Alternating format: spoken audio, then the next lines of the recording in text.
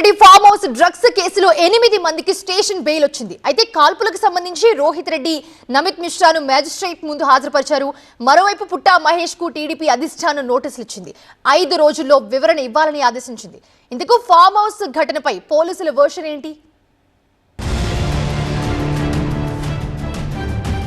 తెలుగు రాష్ట్రాల్లో సంచలనం సృష్టించిన మాజీ MLA pilot Rohit Reddy farm house drugs case అనేక మలుపులు తిరుగుతోంది.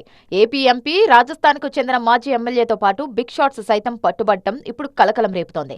పట్టుబడ్డ 11 మందిలో 6గురికి డ్రగ్స్ పాజిటివ్ తేలింది. కేసులో ఆరోపణలు ఎదుర్కొంటున్న టీడీపీ ఎంపీ పుట్టా మహేష్ యాదవ్ కు పోలీసులు స్టేషన్ బెయిల్ మంజూరు చేశారు. సోమవారం పార్లమెంట్ సమావేశాలు ఉన్న నేపథ్యంలో ఆయనకు నోటీసులిచ్చి విడుదల చేసినట్లు సమాచారం. మరోవైపు పుట్టా మహేష్ కు స్టేషన్ బెయిల్ వచ్చింది కానీ పార్టీలోనూ జనంలోనూ తల ఎత్తుకోలేనంతగా ఆయన పరపతి పడిపోయిందని విమర్శలొస్తున్నాయి. ఇప్పటికే ఆయనపై చర్యలు తీసుకోవాలని ప్రత్యర్థి పార్టీలు డిమాండ్ చేస్తున్నాయి. ఈ నేపథ్యంలో టీడీపీ ఆయనపై షోకాజ్ నోటీసులు జారీ చేసింది. డ్రగ్స్ కు సంబంధించిన యవ్వారం తేలే వరకు పార్టీ కార్యక్రమాల్లో పాల్గొనకూడదని ఆదేశాలిచ్చింది. ఓ రకంగా ఆయన రాజకీయ కెరీర్ కు పెద్ద బ్రేక్ అంటున్నారు విశ్లేషకులు. ఇటు మాజీ ఎమ్మెల్యే పైలట్ రోహిత్ రెడ్డి పరిస్థితి దాదాపు ఇంతే. బీఆర్ఎస్ కూడా రోహిత్ రెడ్డి తీరుపై ఆగ్రహం వ్యక్తం చేసినట్లు తెలుస్తోంది. కేసులో నిందితురాలిగా ఉన్న ప్రియాంక రెడ్డికి కూడా స్టేషన్ బెయిల్ వచ్చింది. విచారణలో సహకరించాలని నోటీసులు ఇచ్చినట్లు తెలుస్తోంది. మరోవైపు కేసు దర్యాప్తును ప్రత్యేకంగా ఏర్పాటు చేసిన ఈగల్ టీం వేగవంతం చేసింది.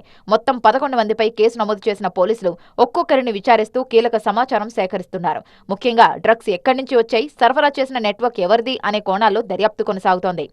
మరోవైపు నిందితుల నుంచి జర్మనీ మేడ్ .32 రివాల్వర్, కార్ట్రిడ్జ్లతో పాటు 0.26 గ్రాముల కొకైన్ స్వాధీనం చేసుకున్నారు పోలీసులు. డ్రగ్స్ ను కౌశిక్ రవి ద్వారా తెప్పించినట్లు నిర్ధారణ అయిందని పోలీసులు తెలిపారు. డ్రగ్స్ తో పాటు భారీగా బీర్, విస్కీ, వోడ్కా బాటిల్ కూడా లభించాయి. డ్రగ్స్ తో పాటు పోలీసులపై కాల్పులు జరిపిన కేసు కూడా మరింత సీరియస్ గా మారింది. ఇప్పటికే పైలట్ రోహిత్ రెడ్డితో పాటు కాల్పులు జరిపిన నమిత్ మిశ్రా జడ్జి ముందు హాజరయ్యారు. డ్రగ్స్ కాల్పులకు సంబంధించి పోలీసులు కస్టడీ కోరారు. మరోవైపు డ్రగ్స్ సరఫరా నెట్వర్క్ ను ఛేదించేందుకు ఫోన్ కాల్ డేటా, పార్టీకి హాజరైన వ్యక్తుల వివరాలు, ఫామ్ హౌస్ లో లభించిన ఆధారాలను విశ్లేషిస్తూ దర్యాప్తు కొనసాగిస్తున్నారు. అవసరమైతే మరికొంతమందిని కూడా విచారణకు పిలిచే అవకాశం ఉందని అధికారులు తెలిపారు.